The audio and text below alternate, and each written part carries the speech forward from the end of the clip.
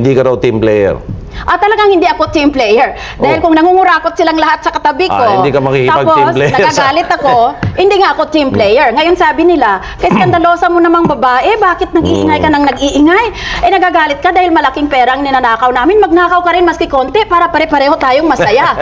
Ngayon kung hindi mo sila pagbigyan, yan ang magiging sanhi kung bakit tatawagin kang hindi ka team player. Pero for the record, pareho na sinabi mo rin kanina, pag maganda, at para sa kabubuti ng majority, nakikipag-team play ka. Natural. Yun ang sabi ko. Basta Mabuti. pakita lang kayo ng resulta. Iba ang salita, iba ang propaganda, iba ang cywar, iba rin ang resulta. Kamukha sa Immigration Commission. Maski anong paninira ang ginawa nila sa akin sa oras ng mga kampanya, hindi nila talaga matatakpan ang katotohanan na talagang may resulta doon. O maski sa agrarian reform.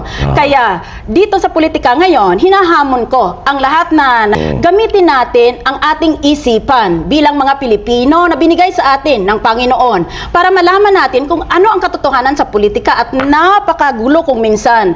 Isipin lamang natin, itong taong nagsasalita, may resulta ba siya para sa sambayanan o puro magaling lang siya sa salita niya? Yun na lang. We should apply the test of results. We should apply the principle of management by results. Or, to use the words of the Bible, by their fruits you shall know them. Kung anong pinagbunga nila, ay di yun ang katotohanan tungkol sa kanila.